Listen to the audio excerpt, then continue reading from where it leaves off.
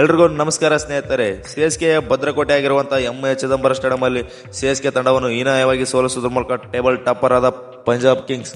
ಇನ್ನು ಪಂದ್ಯ ಮುಗಿದ ಬಳಿಕ ಮಾತನಾಡಿದಂತಹ ಸಿಎಸ್ಕೆಯ ದಿಗ್ಗಜ ಆಟಗಾರ ಹಾಗೂ ಮಾಜಿ ಕ್ಯಾಪ್ಟನ್ ಆಗಿರುವಂತಹ MS ಧೋನಿ ಅವರು ನೀಡಿದರು ಅಚ್ಚರಿ ಹೇಳಿಕೆ. ಹೌದು ಸ್ನೇಹಿತರೆ, MS ಧೋನಿ ಅವರು ಪಂದ್ಯ ಮುಗಿದ ಬಳಿಕ ಮಾತನಾಡಿದರು. ಜಡೇಜಾ ಅವರ ಕುರಿತು ಹಾಗೂ ಮತ್ತು RCB ಕುರಿತು ನೀಡಿದರು ಅಚ್ಚರಿ ಹೇಳಿಕೆ ಅಂತಾನೆ ಹೇಳ್ಬೋದು. ಅವರು ಹೇಳಿರುವಂತಹ ಹೇಳಿಕೆ ಏನನ್ನುವುದನ್ನು ಈ ವಿಡಿಯೋದಲ್ಲಿ ತಿಳಿಸ್ಕೊಡ್ತಾ ಹೋಗ್ತೀನಿ. ಆದ್ದರಿಂದ ಈ ವಿಡಿಯೋನ ದಯವಿಟ್ಟು ಕೊನೆವರೆಗೆ ನೋಡಿ, ಹಾಗೆ ನಮ್ಮ ಚಾನಲ್ ಅನ್ನು ಸಬ್ಸ್ಕ್ರೈಬ್ ಮಾಡಿಕೊಳ್ಳಿ. ಹಾಗೆ RCB ವಿರುದ್ಧ ನೀಡಿರುವಂತಹ ಹೇಳಿಕೆ ಏನನ್ನುವುದನ್ನು ತಿಳಿಸ್ತೀನಿ. ಸೊ ಅದರಿಂದ ಈ ವಿಡಿಯೋನ ಕೊನೆವರೆಗೂ ನೋಡಿ. ಹೌದು ಸ್ನೇಹಿತರೆ, ಎಂ.ಎ. ಚಿದಂಬರಂ ಸ್ಟೇಡಿಯಂ ಅಲ್ಲಿ ಪಂಜಾಬ್ ಕಿಂಗ್ಸ್ ತಂಡವು ಸಿಎಸ್ಕೆ ತಂಡವನ್ನು ಸತತ ನಾಲ್ಕನೇ ಬಾರಿ ಸೋಲಿಸೋದ್ರ ಮೂಲಕ ದೊಡ್ಡ ಇತಿಹಾಸವನ್ನೇ ನಿರ್ಮಿಸಿತ್ತಂತಾನೆ ಹೇಳ್ಬೋದು. ಇನ್ನು ಪಂದ್ಯದ ಹೈಲೈಟ್ಸ್ ನೋಡ್ಕೊಂಡು ಬರುವುದಾದರೆ, ಮೊದಲಿಗೆ ಟಾಸ್ ಹೊತ್ತು ಬ್ಯಾಟಿಂಗ್ ಬಂದಂಥ ಚೆನ್ನೈ ಸೂಪರ್ ಕಿಂಗ್ಸ್ ತಂಡವು ನಿಗದಿತ 20 ಓವರ್ನಷ್ಟಕ್ಕೆ 5 ವಿಕೆಟ್ ಕಳೆದುಕೊಂಡು 209 ರನ್ಗಳನ್ನು ಕಲೆ ಹಾಕಿತ್ತು.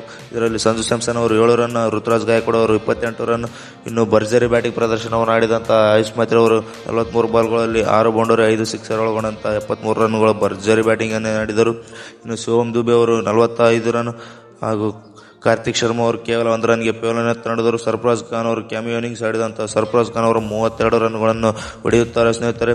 ಇವರೆಲ್ಲರ ಕಾಂಟ್ರಿಬ್ಯೂಷನ್ ನಡುವೆ ಸಿಎಸ್ಕೆ ತಂಡವು 200+ ರನ್ಗಳನ್ನೇ ಕಲೆ ಹಾಕಿತ್ತು ಅಂತಲೇ ಹೇಳ್ಬೋದು. ಇನ್ನು ಬೌಲಿಂಗ್ ಪರ ನೋಡೋದಾದರೆ, ಬ್ರಾಟ್ಲೆಟ್ 1 ವಿಕೆಟ್, ಮಾರ್ಕೋ ಜೋಸನ್ 1 ವಿಕೆಟ್ ಹಾಗೂ ಯಜುವೇಂದ್ರ ಚಾಹಲ್ ಅವರು ತಲಾ 1 ವಿಕೆಟ್ ಪಡೆದು ಮಿಂಚಿದರು.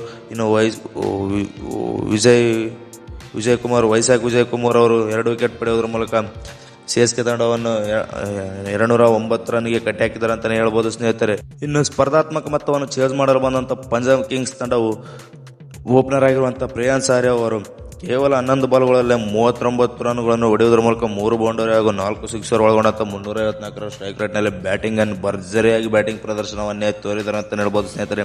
ಇನ್ನು ಅವರಿಗೆ ಸಾಥ್ ಕೊಟ್ಟಂಥ ಪ್ರಭು ಸಿಮ್ರಾನ್ ಸಿಂಗ್ ಅವರು 34 ಬಾಲ್ಗಳಲ್ಲಿ 43 ರನ್ಗಳನ್ನು ಹೊಡೆಯುತ್ತಾರೆ. ಕಾಪರ್ ಕಾನಿ ಅವರು 22 ಬಾಲ್ಗಳಲ್ಲಿ 36 ರನ್ಗಳನ್ನು ಬಾರಿಸುತ್ತಾರೆ. ಇನ್ನು captain from the leading the front ಅನ್ನುವಾಗೆ ಶ್ರೇಯಸ್ ಅಯ್ಯರ್ ಅವರು ಕೇವಲ 29 ಬಾಲ್ಗಳಲ್ಲಿ 3 ಸಿಕ್ಸರ್ ಹಾಗೂ 4 ಬೌಂಡರಿ ಒಳಗೊಂಡಂಥ 50 ರನ್ಗಳ ಭರ್ಜರಿಯಾಗಿ ಬ್ಯಾಟಿಂಗ್ ಪ್ರದರ್ಶನವನ್ನು ತೋರಿಸಿರುತ್ತಾರೆ ಅಂತಲೇ ಹೇಳ್ಬೋದು. ಇನ್ನು ನೇಹಲ್ ವದಿಯಾರ್ ಅವರು 10 ರನ್ ಹಾಗೂ ಶಶಾಂಕ್ ಸಿಂಗ್ ಅವರು ಫಿನಿಶಿಂಗ್ ಕೊಟ್ಟಂಥ ಶಶಾಂಕ್ ಸಿಂಗ್ ಅವರು 6 ಬಾಲ್ಗಳಲ್ಲಿ 2 ಬೋರ್ ಹಾಗೂ 14 ರನ್ಗಳ ಕಾಣಿಕೆಯನ್ನು ನೀಡಿದ್ದಾರೆ ಅಂತಲೇ ಹೇಳ್ಬೋದು ಸ್ನೇಹಿತರೆ. ಇವರೆಲ್ಲ ನೆರವಿನಿಂದ ಸಿಎಸ್ಕೆ ತಂಡವನ್ನು 5 ವಿಕೆಟ್ಗಳಿಂದ ಹೀನಾಯವಾಗಿ ಸೋಲಿಸುತ್ತಾ ಅಂತಲೇ ಹೇಳ್ಬೋದು ಪಂಜಾಬ್ ಕಿಂಗ್ಸ್ ತಂಡವು. ಇನ್ನು ಪಂದ್ಯ ಮುಗಿದ ಬಳಿಕ ಮಾತನಾಡಿದಂಥ MS ಧೋನಿ ಅವರು ಏನೆಲ್ಲ ಹೇಳಿದ್ದಾರೆ ಎಂಬುದನ್ನು ನೋಡ್ಕೊಂಡು ಬರೋದಾದರೆ, ನಮ್ಮ ತಂಡವು ಸತತವಾಗಿ 2ನೇ ಪಂದ್ಯ ಸೋಲ್ತಿರುವುದಕ್ಕೆ ನನಗೆ ತುಂಬಾ ಬೇಸರವಾಗುತ್ತಿದೆ. ಯಾಕಪ್ಪ ಅಂದರೆ ನಮ್ಮ ತಂಡದಲ್ಲಿ ಹೇಳಿಕೊಳ್ಳುವಂಥ ಬೌಲಿಂಗ್ ಪ್ರದರ್ಶನವೇನು ತೋರುತ್ತಾ ಇಲ್ಲ. ನಮ್ಮ ತಂಡ ಒನ್ ಟೈಮ್ ಬೌಲಿಂಗ್ ಪ್ರದರ್ಶನವನ್ನು ತೋರಿದರೆ, ಒನ್ ಟೈಮ್ ಬ್ಯಾಟಿಂಗಲ್ಲಿ ಎಡುತ್ತಾ ಇದ್ದಾರೆ, ಒನ್ ಟೈಮ್ ಬೌಲಿಂಗಲ್ಲಿ ಎಡುತ್ತಾ ಇದ್ದಾರೆ. ಆದ್ದರಿಂದ ನಮಗೆ ಜಡೇಜಾ ಅವರು ತುಂಬಾ ಮಿಸ್ ಮಾಡಿಕೊಳ್ಳುತ್ತಿದೆ ನಮ್ಮ ತಂಡ ಅಂತಲೇ ಹೇಳಿದ್ದಾರೆ ಸ್ನೇಹಿತರೆ. ಹೌದು ಸ್ನೇಹಿತರೆ, ಜಡೇಜಾ ಅವರು ಬೌಲಿಂಗಲ್ಲಿ ಮತ್ತು ಬ್ಯಾಟಿಂಗಲ್ಲಿ ಎರಡರಲ್ಲೂ ಕಾಂಟ್ರಿಬ್ಯೂಷನ್ ಕೊಡ್ತಾ ಇದ್ದರು ಸಿಎಸ್ಕೆ ತಂಡಕ್ಕೆ. ಜಡೇಜಾ ಅವರನ್ನು ತುಂಬಾ ಮಿಸ್ ಮಾಡಿಕೊಳ್ತಾ ಇದೆ ಸಿಎಸ್ಕೆ ತಂಡ ಅಂತ ಹೇಳಿರ್ತಾರೆ ಸ್ನೇಹಿತರೆ. ಇನ್ನು ಮಾತು ಮುಂದುವರಿಸಿದ ಅವರು, ನಮ್ಮ ತಂಡದಲ್ಲಿ ಬ್ಯಾಟಿಂಗ್ ಅಟ್ಟರ್ ಫ್ಲಾಪ್ ಆದರೆ ಬೌಲಿಂಗ್ ಅಟ್ಟರ್ ಫ್ಲಾಪ್ ಆಗುತ್ತಿದೆ. ಆದ್ದರಿಂದ ಮುಂದಿನ ಪಂದ್ಯದಲ್ಲಿ RCB ವಿರುದ್ಧದ ಪಂದ್ಯದಲ್ಲಿ ಬ್ಯಾಲೆನ್ಸ್ ತಂಡವನ್ನು ಮಾಡಿಕೊಂಡು ಬಂದು RCB ಅನ್ನು ಹೀನಾಯವಾಗಿ ಸೋಲಿಸುತ್ತೇವೆ ಎಂದು MS ಧೋನಿ ಅವರು ಹೇಳಿರುತ್ತಾರೆ ಸ್ನೇಹಿತರೆ. ನಿಮಗೇನು ಅನ್ನಿಸುತ್ತದೆ ಸ್ನೇಹಿತರೆ? ಸಿಎಸ್ಕೆ ತಂಡವು RCB ಅನ್ನು ಸೋಲಿಸುತ್ತೋ ಇಲ್ಲ ಎಂಬುದನ್ನು ಕಾಮೆಂಟ್ ಮಾಡೋದ್ರ ಮೂಲಕ ತಿಳಿಸಿ.